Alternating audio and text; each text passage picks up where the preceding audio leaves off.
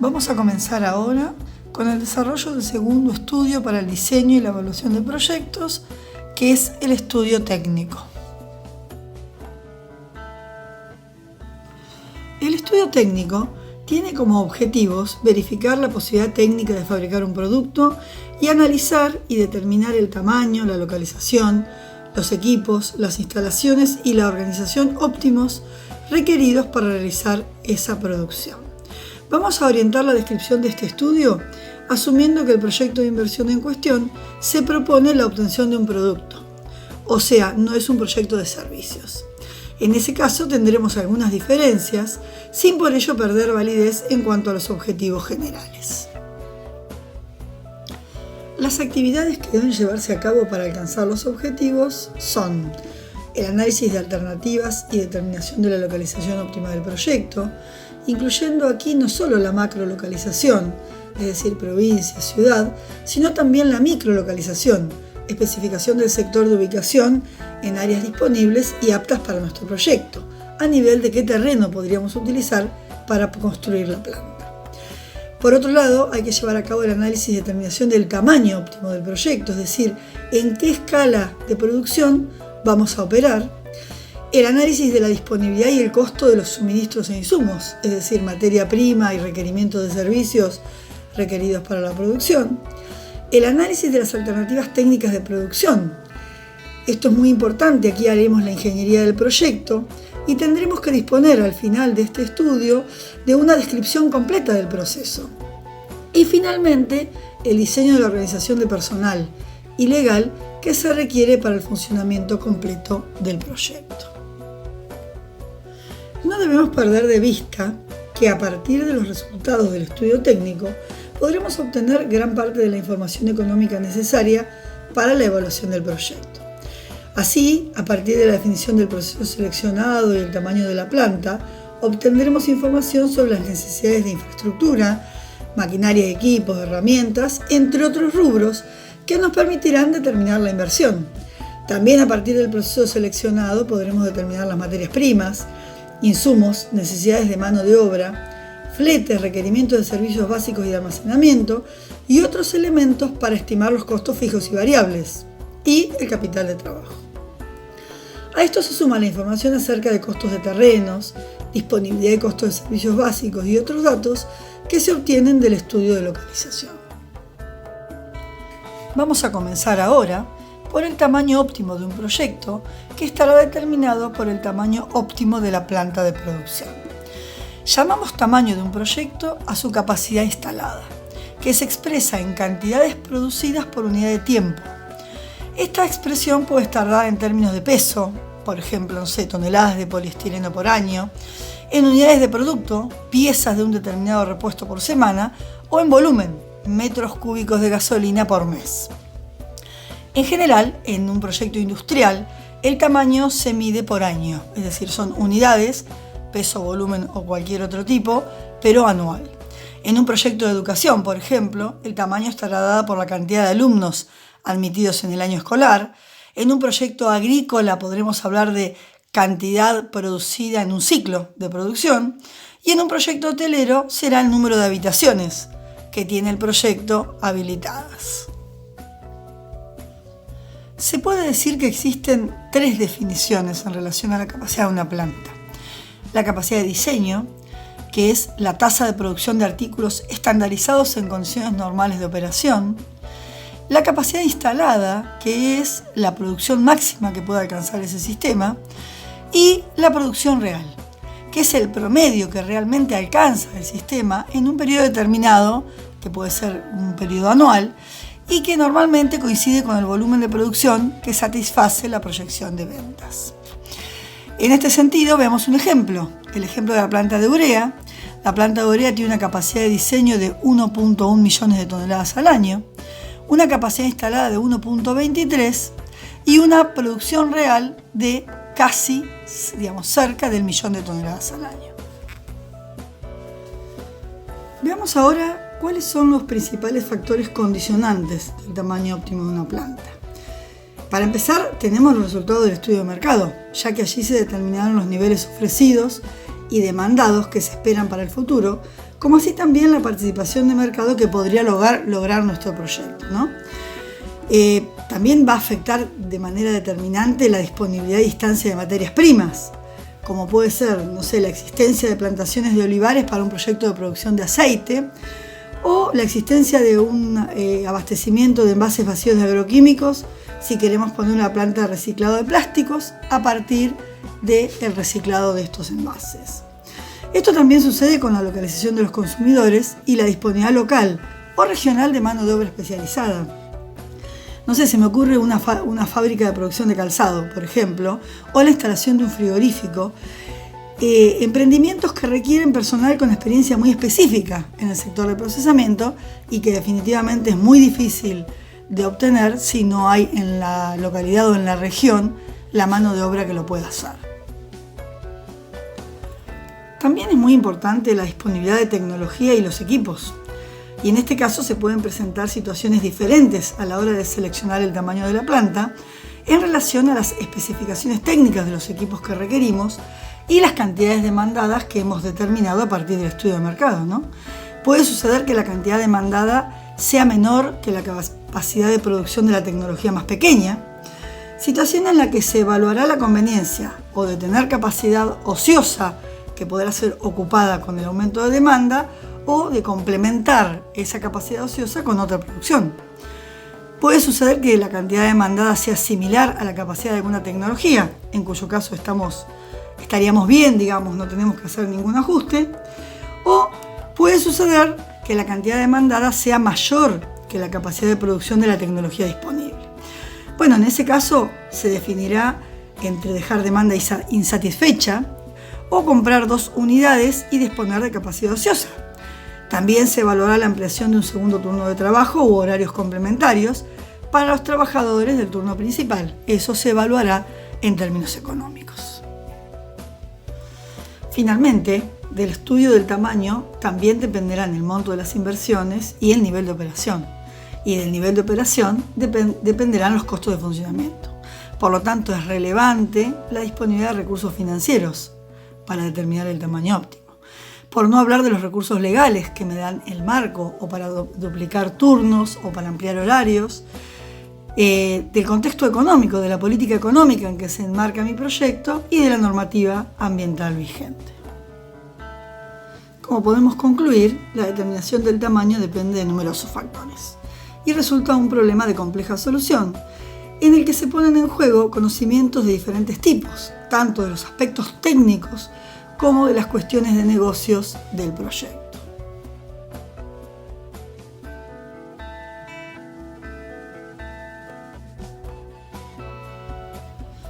Como ya hemos visto, la determinación del tamaño de la planta nos permitirá definir tanto las inversiones como los costos operativos de producción.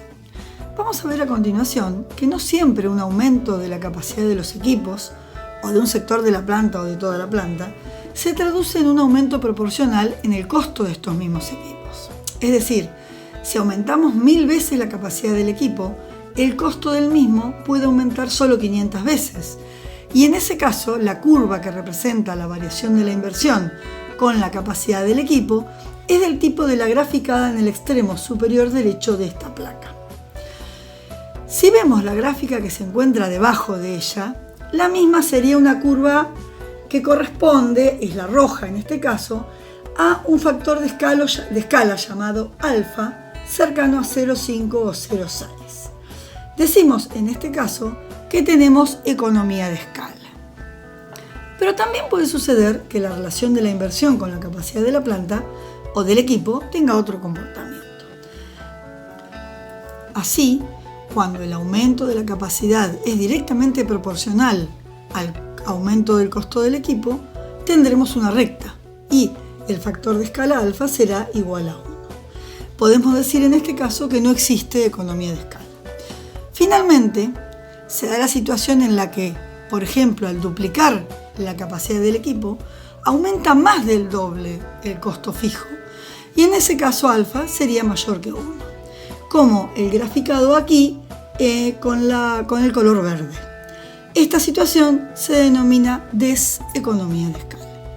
El comportamiento más típico de la relación costo fijo a capacidad de equipo es el de economía de escala, es decir, los valores de alfa en general se encuentran entre 0 y 1.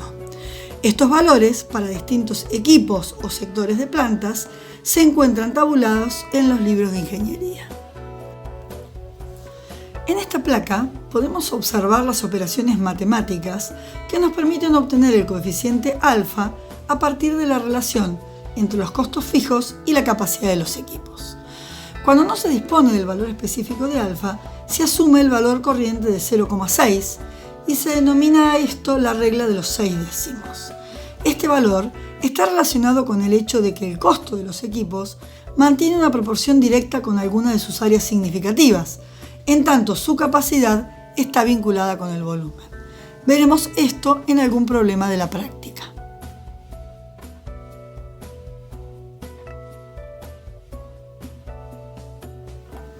En esta gráfica simplemente se observa con claridad la diferencia de valores de las pendientes para dos rangos de capacidad diferentes.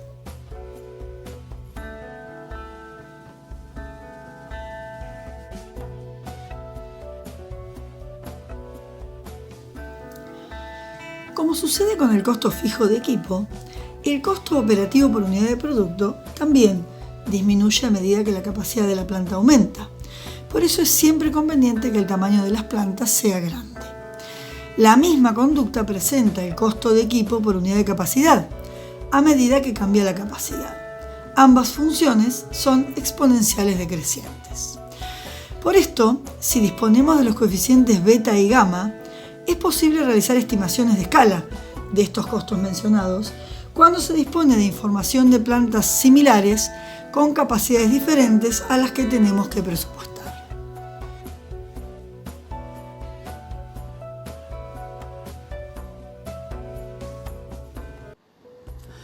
Veremos a continuación un modelo simplificado de costos, para lo que es necesario primero definir los costos según su variabilidad. Decimos que los costos son fijos cuando no se modifican al cambiar el nivel de producción, es decir, no se incrementan al producir una unidad adicional. Y decimos que los costos son variables cuando sí se modifican al cambiar el nivel de producción, es decir, cuando aumentan si se produce una unidad adicional de producto. Más adelante veremos otro tipo de costos que determinaremos a lo largo del diseño completo. Este modelo simplificado de costos sirve para calcular los costos operativos totales, definidos como la suma de los costos fijos más los costos variables. Como los últimos dependen de la producción, vemos en las gráficas que cuando el nivel de producción es 0, la curva de costos variables está en 0 y crece de manera proporcional con el aumento del nivel de producción. Como los costos fijos no varían con la producción, por lo menos en el rango determinado, son una constante en todo este rango. Así, los costos totales son la suma de ambas funciones. Pero miremos ahora el gráfico inferior. En este caso, el costo variable es una función no lineal. Y aquí la recta de los costos fijos presenta un salto en el rango de niveles de producción graficados. Esto puede suceder si, por ejemplo, se cambia de escala y por lo tanto es necesario agregar un turno completo de operarios para la producción de la planta. Vemos la función costo total operativo en celeste en ambos casos. Vemos en esta placa la representación de dos alternativas tecnológicas diferentes, una de capital intensivo y otra de mano de obra intensiva.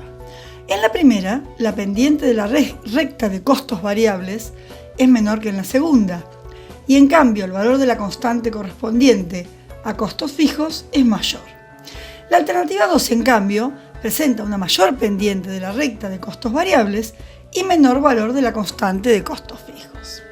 Si integramos ambas alternativas en una misma gráfica, como vemos en la inferior, lo que observamos es que la mejor alternativa cambia con el nivel de producción.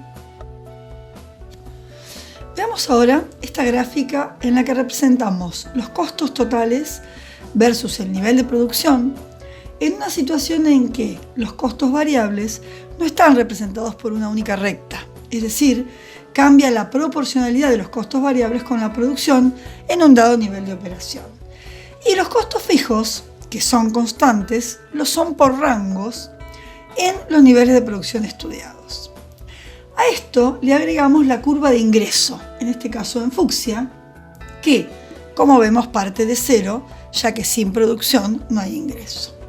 Como puede observarse, los ingresos son superiores a los costos entre los puntos Q1 y Q2 de producción y para niveles mayores que Q3, es decir, para altos niveles de producción.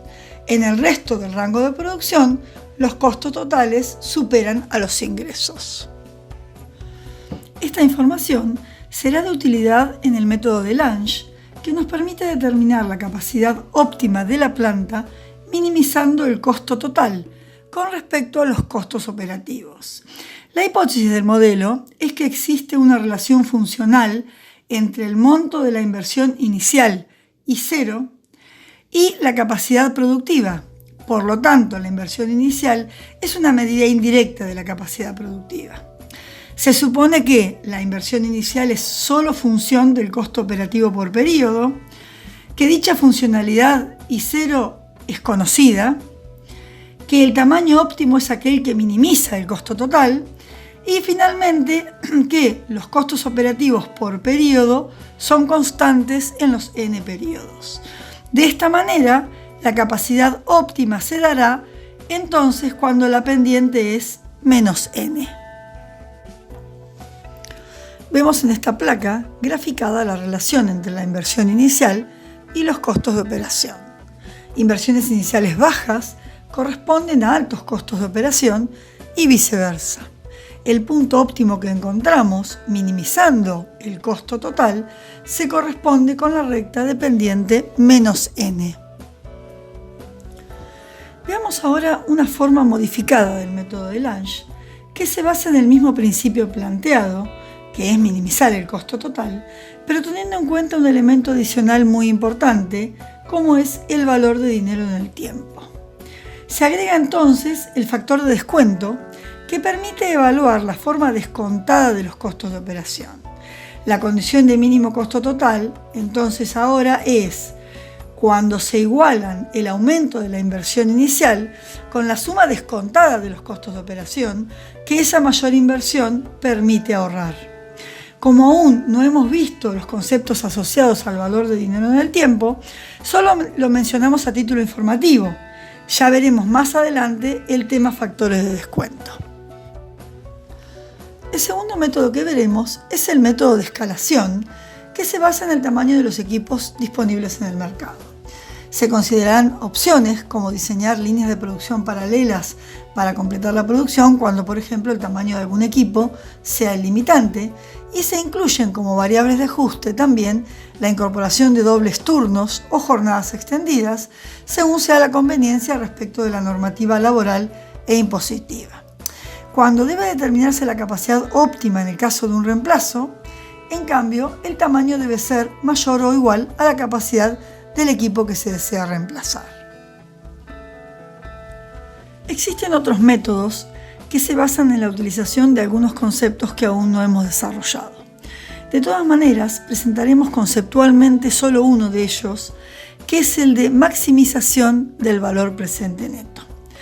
Este método se basa en maximizar el valor total del proyecto expresado en unidades monetarias, representado en este caso por un indicador que ya más adelante veremos, que se llama BPN o valor presente neto. Se asume que se vende toda la producción y se utiliza una tasa de descuento I durante los N años de vida útil del proyecto para considerar así el valor del dinero en el tiempo. Se obtiene de esta manera una ecuación del BPN en función de la capacidad de la planta, BPN de Q, que nos dará en su máximo la capacidad óptima. Pasemos ahora a estudiar la localización óptima del proyecto. El objetivo general de este punto es determinar el sitio donde se instalará la planta y podemos decir que la localización óptima de la misma es la que contribuye en mayor medida a que se logre la más alta tasa de rentabilidad sobre el capital, si estamos hablando de un criterio privado, o a obtener el costo unitario mínimo, si el criterio es público. Los factores que afectarán la localización de la planta son de tipo geográfico, es decir, a qué distancia se encuentran las fuentes de abastecimiento y los mercados, la existencia de vías de comunicación o condiciones naturales que pueden afectar, de tipo institucionales, es decir, se vinculan con estrategias de planes o programas de desarrollo industrial por parte de los gobiernos locales o provinciales, la existencia o no de sectores planificados y por lo tanto políticas de promoción, del tipo sociales que se relacionan con la adaptación del proyecto al ambiente y la comunidad. Estos factores en general son poco atendidos, pero hay que tenerlos en cuenta, tiene que ver con la existencia de hospitales, escuelas, centros de capacitación, entre otros elementos.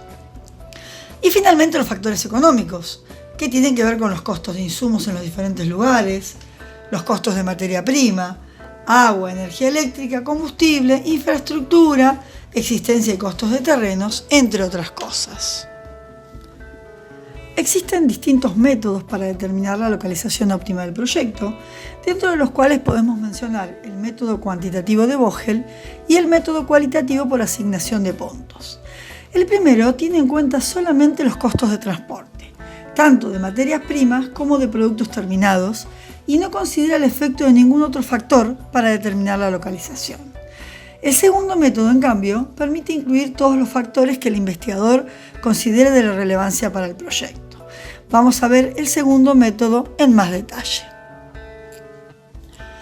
El método cualitativo por asignación de puntos, que como hemos dicho es más abarcativo, sin embargo tiene la desventaja de que depende fuertemente de las preferencias del evaluador. Veamos la forma de aplicación. Bueno, primero debemos desarrollar una lista de factores relevantes para nuestro proyecto. Los factores relevantes pueden ser la mano de obra disponible, la distancia a un gasoducto, la existencia de aeropuertos o cualquier otro factor relevante que nos sirva para caracterizar y comparar distintas zonas. Luego hay que asignar un peso entre 0 y 1 de importancia relativa a cada factor, es decir, qué peso va a tener de todos estos factores que elija, entre 0 y 1, cuáles van a sumar 1, 0,1, 0,2, 0,3, 0,5. Eso le va a dar la importancia relativa a cada factor. Luego se asigna una escala común a cada factor entre 0 y 10, eligiéndose cualquier valor mínimo. Se califica cada sitio de acuerdo con la escala. Y luego se lo multiplica por el peso que le dimos a cada factor. Finalmente se suma la puntuación de cada sitio y se elegirá el máximo. Como es mucho más claro, veamos un ejemplo. Se busca elegir entre 3 alternativas para localizar un proyecto, que son las zonas A, B y C. Los factores relevantes para los evaluadores son materia prima disponible, cercanía al mercado, costos de insumos, clima y mano de obra disponible. Se calificarán en una escala de 1 a 10 y su peso se ponderará en una escala de 0 a 1. Se debe evaluar cada zona siguiendo estas pautas y se obtendrá la primera columna para cada una. Luego ese valor se multiplica por el factor de peso y se obtiene el valor ponderado para cada zona.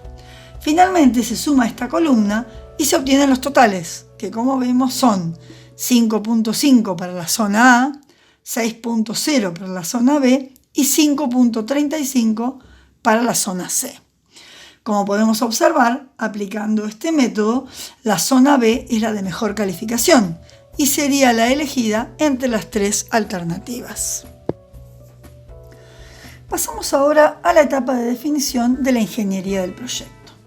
En esta etapa debemos resolver todos los aspectos técnicos vinculados con la instalación y funcionamiento de la planta, el proceso de producción, qué tecnología utilizaremos, cuáles serán las materias primas, las recetas de producción, insumos, equipos, productos, subproductos y residuos que van a surgir fruto de esa tecnología.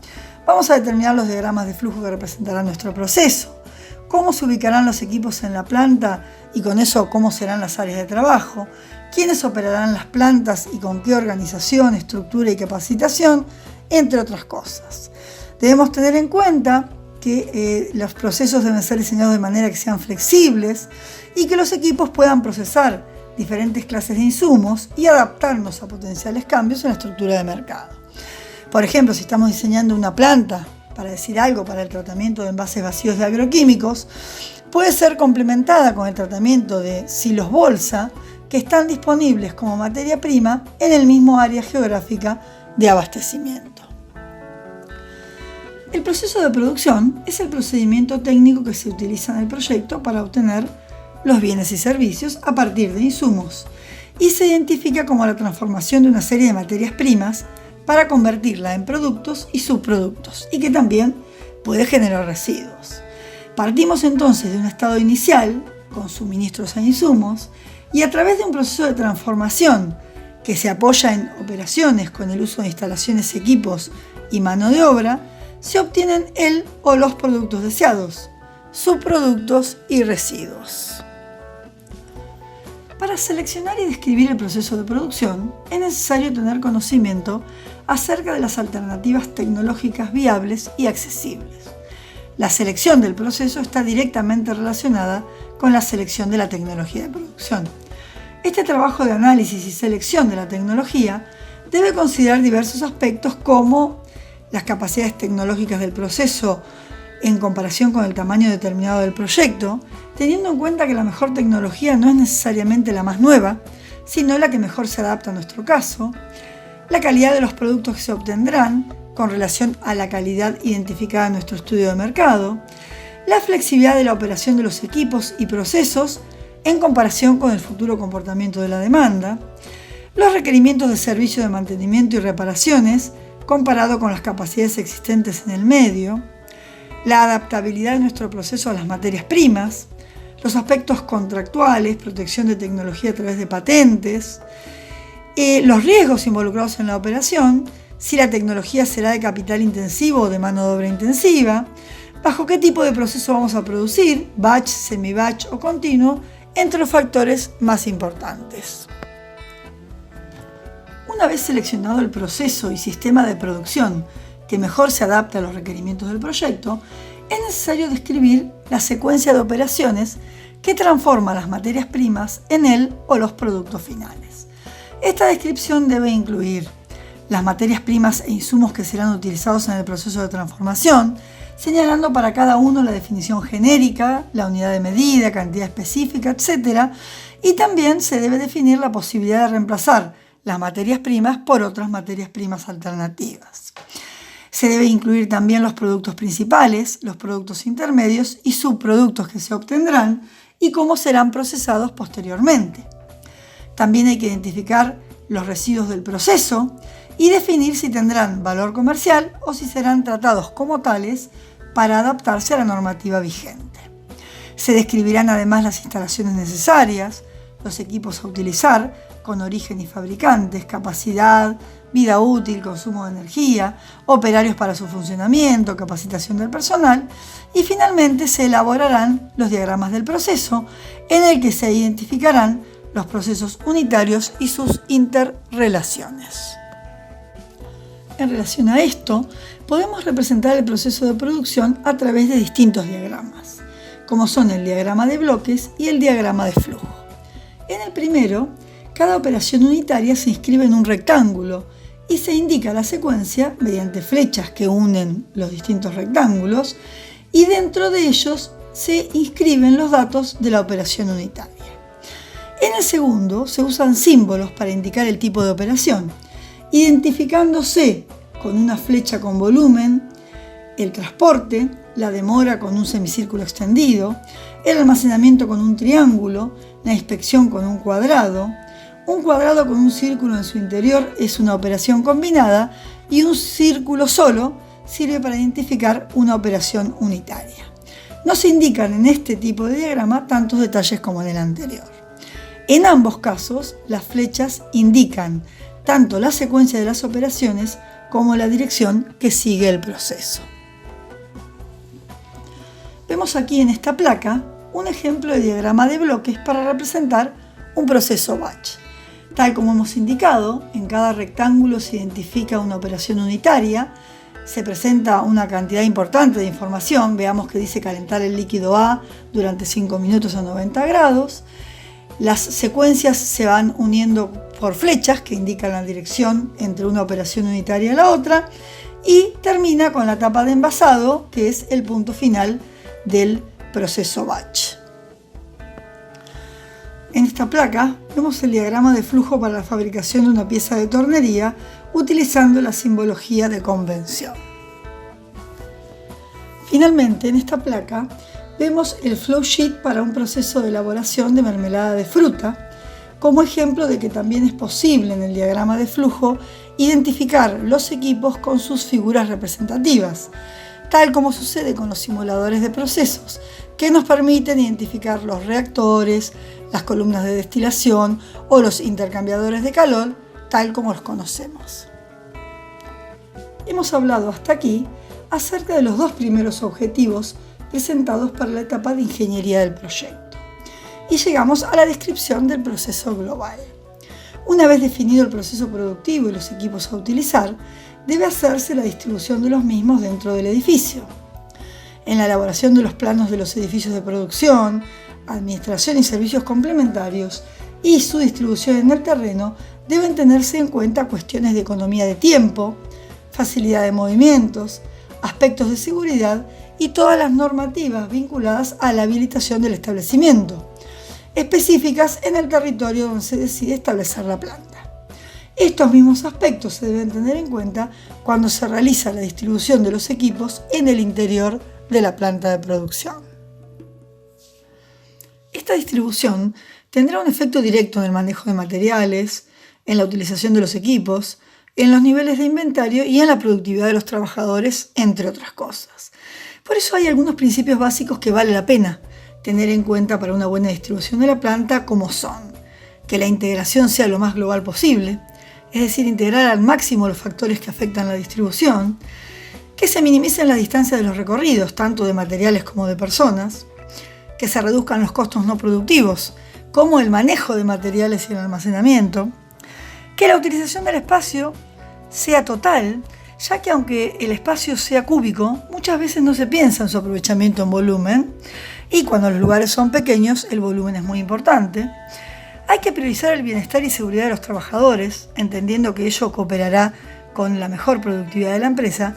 Y finalmente, la distribución obtenida debe ser flexible, ya que la misma debiera poder ser reajustable a los cambios que el medio va exigiendo.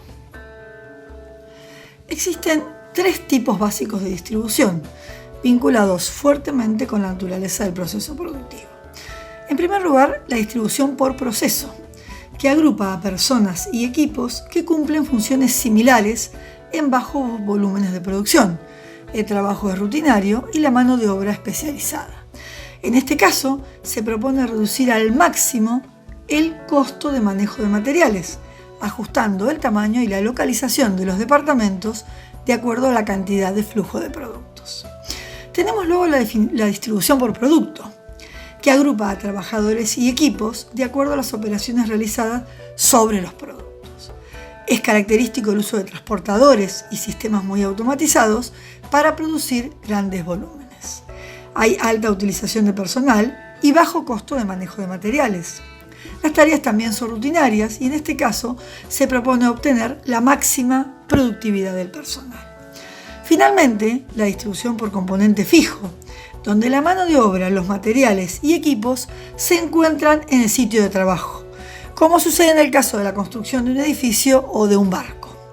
Aquí, el planeamiento se puede realizar con técnicas de camino crítico como el uso del PERT.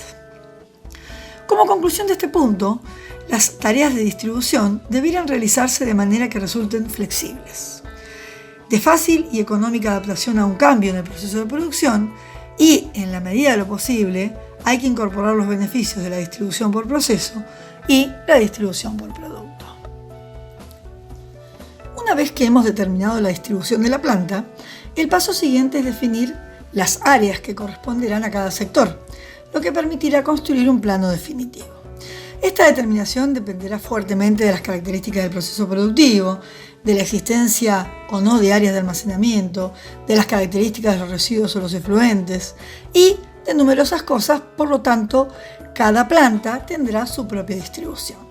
De manera general, podemos decir que todas las plantas contarán con un área de recepción de materiales y embarque de productos, con sectores de almacenamiento, con un sector o varios sectores de producción, con un área de servicios auxiliares, con sectores de oficinas y áreas de personal, un área de mantenimiento y áreas de tratamiento o de disposición de residuos. Veamos algunos ejemplos. Vemos en esta placa el layout general de una planta de tratamiento para la valorización de las corrientes de residuos orgánicos provenientes de casas de gastronomía. Podemos observar áreas de ingreso, oficinas, vestuarios y depósitos, la balanza y zona de recepción de residuos y todos los sectores donde se van a procesar las corrientes que ingresan a la planta. Tenemos un área de compostaje A, donde se procesarán los residuos orgánicos compostables que han sido diluidos adecuadamente para tener las fuentes de carbono, un área de biodigestión en la que se procesarán los residuos orgánicos no compostables, al lado de ella el área de compostaje B, donde se procesará el barro obtenido de los biodigestores, un área de integración energética que almacenará de manera transitoria el gas producido por el proceso de biodigestión, el área de tratamiento de lixiviados y áreas de embalado, acondicionamiento y almacenamiento de los productos del compost, que se entregarán en el sector de salida. En esta placa vemos el layout de una planta productora de envases plásticos que nuevamente cuenta con zona de carga y descarga, áreas de servicios, en este caso zona de mezclado, almacén de materia prima, almacén de desperdicios, almacén de bobinas, zona de extrusión, zona de impresión, almacén de producto en proceso, zona de corte y sellado, zona de producto terminado y baños. Como vemos, la distribución de los sectores se realiza de acuerdo a las especificidades del proceso productivo, que puede ser muy variado según los objetivos del proyecto en estudio. Si bien durante el estudio de ingeniería del proyecto se definen algunos elementos vinculados a la organización de la producción, como son los turnos de trabajo o el ordenamiento de las dependencias de los sectores, aspectos vinculados a la organización integral de la empresa, como estructura de la organización, tipo de departamentalización, división de áreas y subáreas, y su formato jurídico, vinculado al tipo de estructura societaria, serán estudiados más adelante en el estudio legal organizacional. Recordemos que el estudio técnico nos brinda la mayor parte de la información requerida para construir los modelos que permitirán llegar a la evaluación económica del proyecto. Nos concentraremos ahora en las primeras definiciones de tipos de costos, inversiones e ingresos que nos permiten hacer estimaciones económicas básicas y sobre las que iremos profundizando en futuras clases. En principio, haremos una diferenciación entre inversiones y costos, entendiendo a las inversiones como erogaciones en bienes que no se agotan en un ciclo productivo. En cambio, los costos son erogaciones que sí se agotan en un ciclo productivo. Las primeras pueden clasificarse en tangibles, intangibles y capital de trabajo, y tendrán asociadas un conjunto de conceptos en relación a la vida útil, la depreciación o amortización y el valor residual. Los costos, en cambio, serán clasificados por su funcionalidad, por su variabilidad y por su asignación. Según su funcionalidad, se clasifican en costos de producción, de administración, de comercialización y de financiamiento. Los costos de producción son los que permiten obtener determinados bienes a partir de otros, mediante el empleo del proceso de transformación.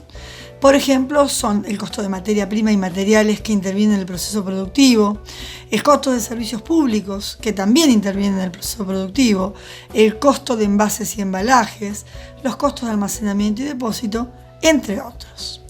Dentro de los costos de administración, que son aquellos costos necesarios para la gestión del negocio, tenemos los sueldos y las cargas sociales, los honorarios pagados por servicios personales y todo tipo de costo asociado al proceso de gestión administrativa del emprendimiento. Los costos de comercialización son aquellos que posibilitan el proceso de venta de los bienes y servicios a los clientes, como pueden ser los sueldos y cargas sociales del área comercial, las comisiones sobre venta, los costos de promoción y publicidad o los servicios técnicos y garantías por venta. Y finalmente los costos de financiamiento que se pueden deber a créditos para el financiamiento del proyecto, gestión de garantías o seguros, por ejemplo. Ya hemos visto en clases previas la clasificación de los costos según su variabilidad y recordamos que se definen como costos fijos y costos variables, siendo los primeros aquellos que no se modifican con la cantidad producida y los segundos aquellos que sí se modifican al cambiar la cantidad producida. Finalmente, según su asignación, los costos pueden ser directos cuando se pueden asignar claramente a una unidad de producto, como la materia prima o los envases, o indirectos cuando son de índole más general, como la publicidad o el alquiler de las oficinas. Recordemos ahora el proceso de elaboración de mermeladas, del que vimos el flowsheet recientemente, para trabajar en la identificación de los costos asociados a este proceso. Tenemos la fruta, el azúcar, los frascos, la mano de obra de los operarios, los elementos de protección personal como barbijos y guantes, los embalajes, las etiquetas y otros costos que no se leen directamente del proceso de producción. Veamos estos y otros costos según los distintos criterios de clasificación. La fruta, por ejemplo, según su función, es un costo de producción, según su variabilidad es un costo variable y según su asignación es un costo directo. La misma conducta tiene el azúcar. Es de producción, es variable y es directo. El retiro de socios, que como dijimos es de los costos que no se ven en el proceso de producción, es un costo de administración según su función, es un costo fijo según su variabilidad y es un costo indirecto. De la misma forma sucede con el costo de publicidad. Es un costo fijo y es un costo indirecto, pero es un costo de comercialización. La mano de obra, en cambio, es nuevamente un costo de producción y es un costo fijo además de ser un costo directo. El caso de los descartables, barbijos y guantes, es un costo de producción y es un costo fijo, pero es un costo indirecto.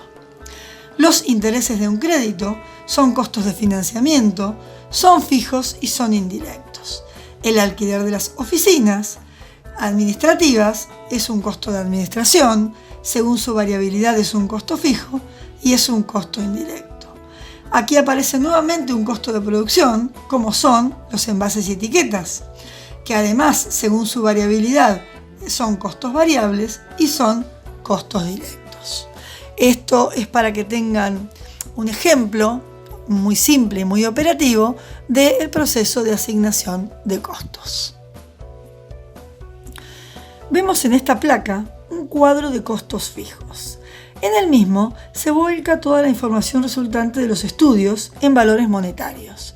El importe que figurará como total costos fijos es el que se ubicará en el mismo concepto dentro del flujo de fondos. Como pueden ver, aquí hemos discriminado los distintos costos fijos según producción, comercialización y administración. Aquí tenemos un cuadro de costos variables ahora.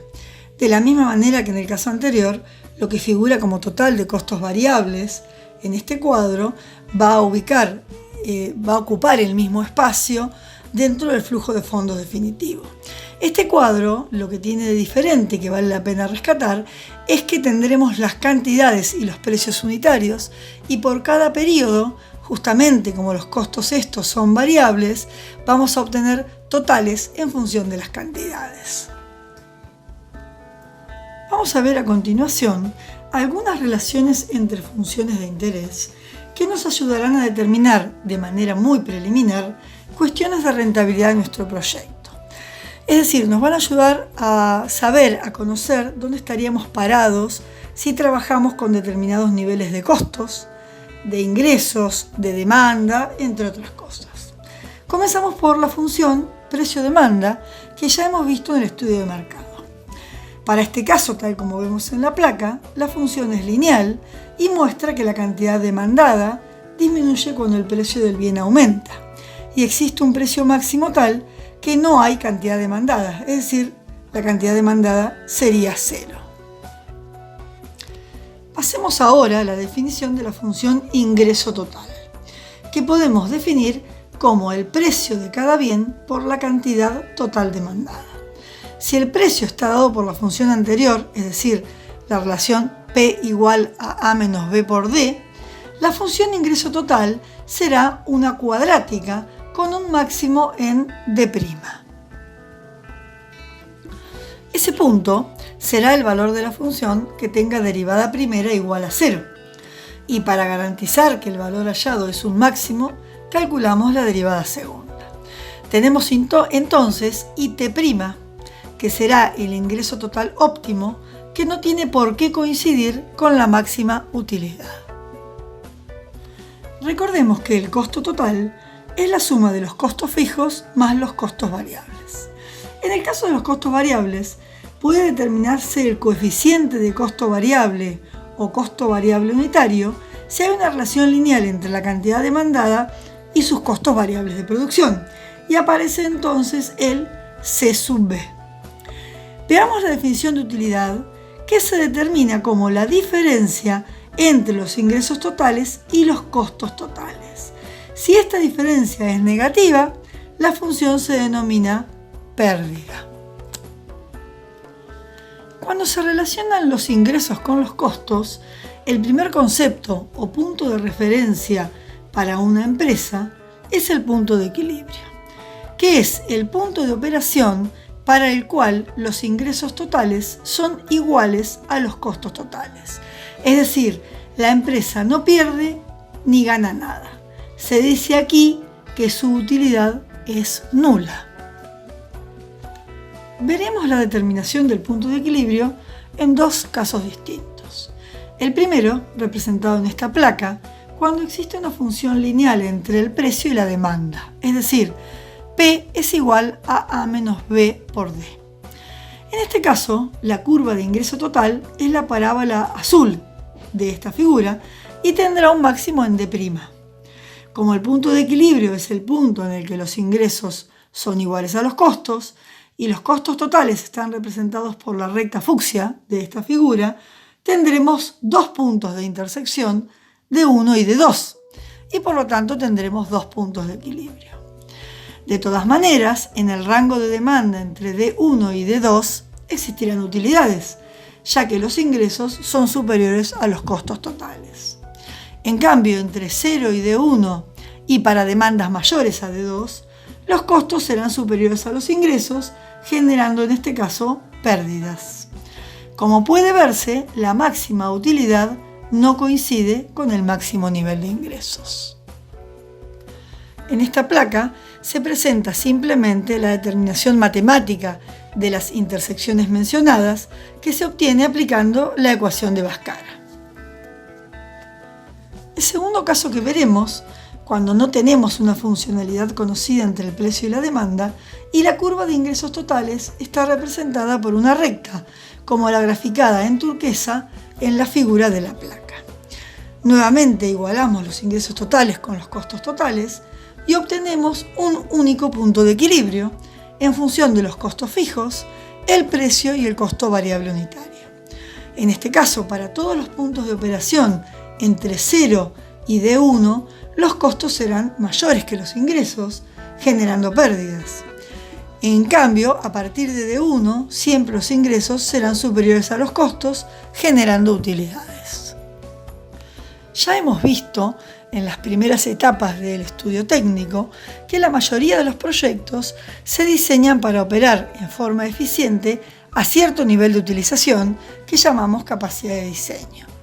Las desviaciones de este nivel pueden afectar tanto los costos fijos como los costos variables y por lo tanto afectarán el costo unitario promedio. Llamamos costo unitario promedio a el cociente entre los costos totales, es decir, fijos más variables, y la demanda D, que es la demanda general de operación.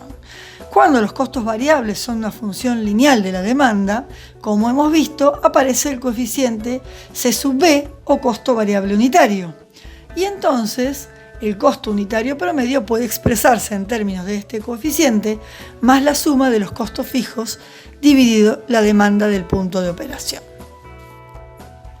En esta placa vemos la curva que representa el comportamiento de la función costo unitario promedio en función de la demanda, en términos de sus componentes fijo y variable. Ahí se observa cómo el costo unitario promedio disminuye a medida que aumenta la demanda, tal como esperamos que suceda. En estas últimas placas vamos a ver algunos ejemplos donde aplicaremos los conceptos antes presentados, a través de 3 casos. En el caso 1, tenemos una empresa que vende 300 unidades por año de producto a un precio de 25 pesos la unidad y tiene un costo fijo anual de 5.000 pesos y un costo variable anual de 1.500 pesos. Determinamos primero el costo variable unitario, que será en este caso de 5 pesos por unidad. Reemplazamos ahora en la expresión de demanda en el punto de equilibrio, que como sabemos es igual a costo fijo dividido precio menos costo variable unitario, y obtenemos que la demanda de equilibrio es de 250 unidades. Por lo tanto, la empresa opera por encima del punto de equilibrio y entonces generará utilidades. Veamos ahora el caso 2. En este caso, la cantidad demandada anual es de 120 unidades. El precio de cada unidad es de 20 pesos, los costos fijos anuales son 2.000 pesos y el costo variable unitario 16 pesos la unidad. El valor de la demanda en el punto de equilibrio, aplicando la expresión que ya hemos visto, será de 500 unidades. Observemos que si la demanda proyectada es de 120 unidades y la demanda de equilibrio es de 500 unidades, llegar a este punto implica producir y vender 380 unidades adicionales, con esta misma estructura de costos fijos. En un caso así, debemos prestar especial atención, ya que sería mucho más seguro replantear los estudios y volver a evaluar este proyecto. No es posible tomar decisiones con este nivel de información. Veremos ahora el caso 3. Para este caso, la cantidad demandada anual es de 120 unidades, el precio de cada unidad es de 20 pesos, los costos fijos anuales son 2.000 pesos y el costo variable unitario es de 25 pesos.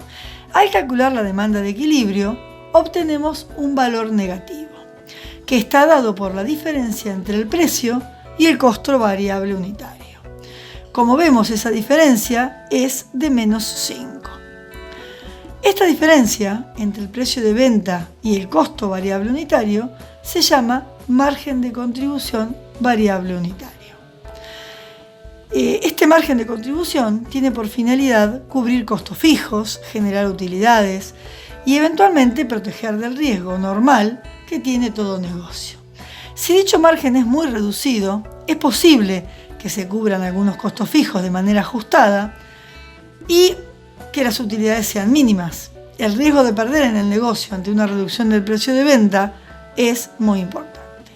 Si el signo del margen de contribución variable unitario es positivo, un incremento adecuado en el volumen de ventas generará utilidades. Sin embargo, si el signo es negativo, un incremento en el volumen de ventas generará aún más pérdidas. Cuando este margen es negativo, no tiene mucho sentido seguir avanzando en el estudio del proyecto.